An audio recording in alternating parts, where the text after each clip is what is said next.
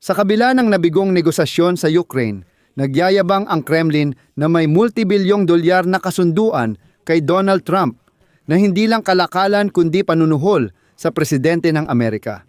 Naalala mo pa ba kung paano? Kamakailan, sinabi ni Ukrainian President Volodymyr Zelensky na may hiwalay na negosasyon ang Moscow at Washington tungkol sa isang 12 trilyong economic cooperation plan na inihain ng tagapayo ni Vladimir Putin na si Kirill Dmitriev sa mga Amerikano. Ngayon, inilathala ng Bloomberg ang nilalaman ng tinatawag na pakete ni Dmitriev na binubuo ng 7 puntos. Ito ay listahan ng mga ekonomikong inisyatiba na sinusubukan ng Kremlin na gamitin upang akitin ang Amerika sa kanilang panig at hikayatin itong magpataw ng presyon sa Ukraine. Para sa kasunduan sa mga kondisyon ng Russia, nakalista sa dokumentong ito ang mga larangan ng posibleng kooperasyon sa pagitan ng United States at Russia. Pero ayon sa Bloomberg, ang pangunahing insentibo para kay Donald Trump ay ang ika-5 punto. Ito ay alok ng Russia na bumalik sa paggamit ng dolyar bilang sistema ng pagbayad na magpapalakas sa dolyar bilang pandaigdigang reserbang pera at sabay na magpapahina sa posisyon ng China. Kaya handa si Putin na gawin ang lahat, kahit pa traidorin ang kanyang kaalyadong China, basta't mapilit ni Trump ang Ukraine na pumirma sa kasunduang pangkapayapaan na pabor lang sa Kremlin. Samantala, halos tumanggi na ang Russia sa pakikipag-usap sa Ukraine dahil muli nitong ibinaba ang antas ng mga kinatawan sa negosasyon. Sa negosasyon noong ika-17 at 18 ng Pebrero sa Geneva, muling pamumunuan ng Peking historiador na si Medinsky ang delegasyon ng Russia. Kaya siguradong may dapat tayong pag-usapan dito. Ako si Alexi Pechi at sabay-sabay nating talakayin ang paksang ito. Pero bago tayo magsimula, hinihiling ko na mag-subscribe kayo sa channel, i-like ang episode na ito at mag-iwan ng kahit anong komento. Bukod pa rito, mag-subscribe din kayo sa aking Telegram channel na Pechi News. Makikita ang link sa video description. Ipinakita ng Bloomberg ang pakete ni Kirill Dmitriev, ang ekonomiko at komersyal na plano ng kooperasyon ng Russian Federation at United States na nagkakahalaga ng 12 trilyong dolyar. Nagpanukala ang Kremlin ng malawakang ekonomikong pakikipagpartner sa administrasyon ni Donald Trump, kabilang ang pagbabalik ng Russia sa dollar-based na sistema ng pagbayad. Paalala lang, si Putin ang nagsabing itapon ang dolyar dahil namamatay na raw ito at gusto niyang gumamit na lang ng ruble sa lahat ng bayad. Sa panukala, inilista ang 7 punto ng posibleng pagtutulungan sa ekonomiya ng Russia at Estados Unidos, kabilang ang pamumuhunan sa natural gas, langis at rare earth metals. Ayon sa publikasyon, ang planong ito ay paglayo sa pulisya ng Kremlin at maaaring magdulot ng malaking tagumpay kay Donald Trump sa pagpapahina ng ugnayan ng Moscow at Beijing. Talakayin natin ito ng mas detalyado. Paalala, 1 linggo na mula nang sinabi ni Pangulong Volodymyr Zelensky ng Ukraine na posibleng maglagda ng mga dokumento sa ekonomikong kooperasyon ng Estados Unidos at Russia na nagkakahalaga ng halos 12 trilyong dolyar. At dito sa Ukrainian intelligence, tinawag nila ang dokumentong ito noon bilang pakete ni Dmitriev. Ibig sabihin ay ang assistant ni Vladimir Putin na siyang nakikipag-usap kay tagapayo ni Trump na si Steven Witkoff. Babanggitin ko ang sinabi ni Zelensky. Humigit kumulang 12 trilyong dolyar ang halaga ng ekonomikong kooperasyon ng Amerika at Russia. Ibig sabihin, naririnig natin ang posibilidad ng ganitong uri ng bilateral na dokumento sa pagitan ng United States at Russia na maaaring may isyung kaugnay sa Ukraine. Malinaw naming ipinapakita na hindi susuportahan ng Ukraine ang anumang kasunduan tungkol sa amin na walang aming partisipasyon. Ipinahayag ng delegasyon ng Ukraine ang posisyon ng Pangulo na dapat isaalang-alang ang mga isyung may kinalaman sa Ukraine sa anumang kasunduan ng Russia at United States. Hindi ito pwedeng labag sa konstitusyon at batas ng Ukraine at hindi rin ito dapat talakayin ng wala ang Ukraine. Pero mula noon, walang impormasyon tungkol sa kung ano nga ba ang laman ng pakete ni Dmitriev.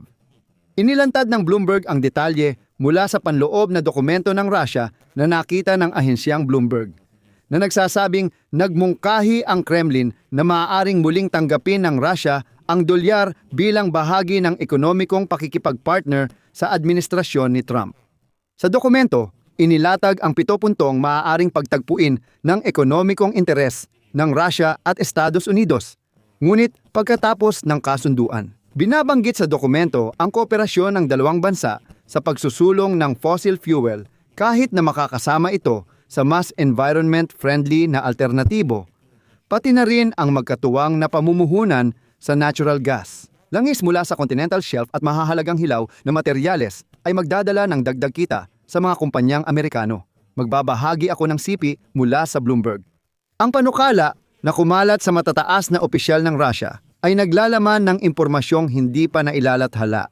Sa pag-iisip at taktika ng Kremlin sa panahon kung kailan ang mga potensyal na kasunduang pang-ekonomiya sa pagitan ng Estados Unidos at Russia ay tinatalakay bilang isang mahalagang bahagi ng anumang hinaharap na kasunduang pangkapayapaan para sa Ukraine. Ang panukala ay ang muling paggamit ng Russia ng dolyar bilang sistema ng bayad na magdudulot ng malaking pagbabago sa pulisya ng Kremlin at maaaring magkaroon ng epekto sa pandaigdigang pananalapi.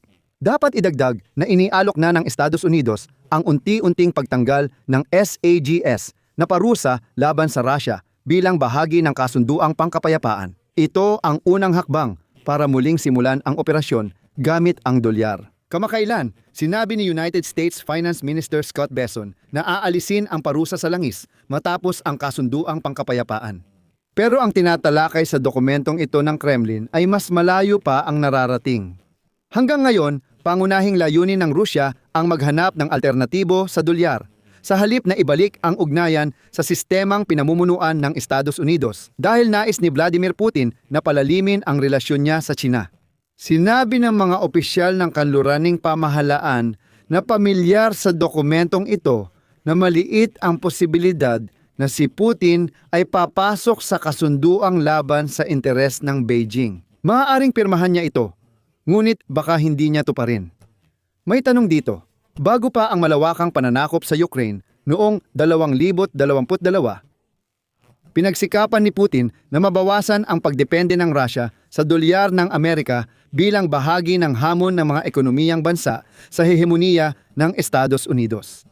Lalong luminaw ang dahilan ng mga pagsisikap na ito nang ipataw ng Estados Unidos at mga kaalyado ang mga parusa sa malaking bahagi ng ekonomiya ng Russia gamit ang kontrol nila sa mga transaksyong dolyar matapos magsimula ang malawakang digmaan.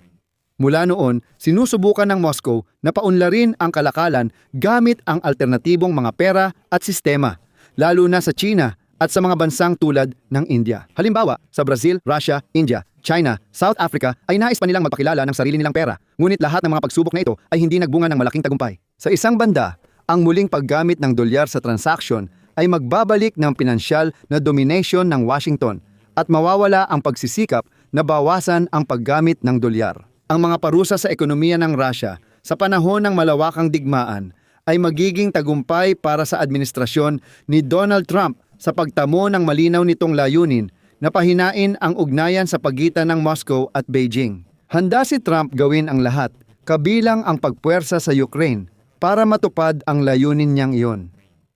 Bukod pa rito, mabilis na naisip ni Putin kung ano pa ang dapat pindutin para pumayag pa si Trump ayon sa Bloomberg. Ang iba pang detalye ng plano ay nilalayong tumugma rin sa mga ambisyon ni Trump sa ibang larangan, mga parusa sa malaking ekonomiya ng Russia.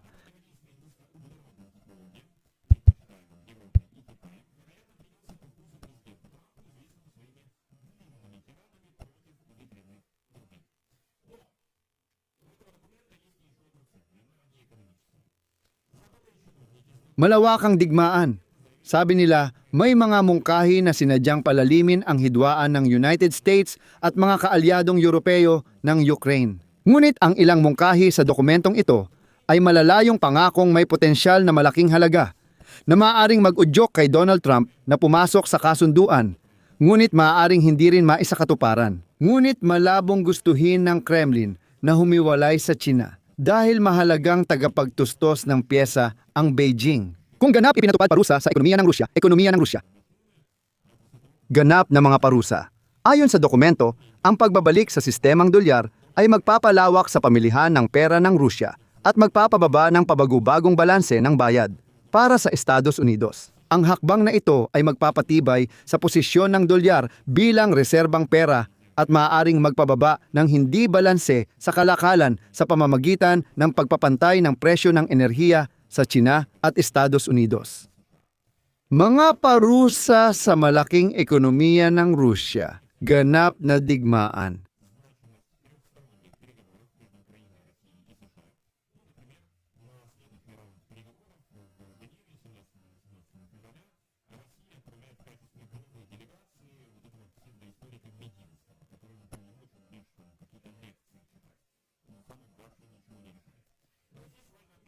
Kinumpirma ng Kremlin na may ganitong negosasyong pang-ekonomiya sila sa Washington. Sinabi ng tagapagsalita ng Kremlin na si Dmitry Peskov, may grupong nagtatrabaho sa mga usaping pang-ekonomiya mula sa amin. Pinamumunuan ito ng aking kasamahan. Mga parusa sa malaking ekonomiya ng Russia.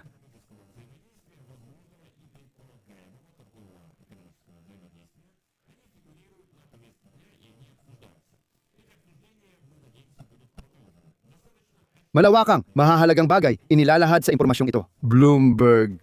Siyempre, nag-aalok kami ng pakikipagtulungan. At siyempre, interesado kami sa pakikipagtulungan na ito. Potensyal na mga parusa sa malaking ekonomiya ng Russia. Malawakang digmaan. Pindutin ang kampanilya at huwag kalimutang mag-like. Kung naging interesante at kapaki-pakinabang sa inyo ang episode na ito, maaari ninyong suportahan ang aming channel sa pamamagitan ng inyong donasyon o pag-subscribe gamit ang mga link at detalye sa description ng video na ito. Magpapasalamat ako sa anumang suporta mula sa inyo. Iyon lang para ngayon. Ingatan ninyo ang inyong sarili. Paalam sa lahat. Subtitles.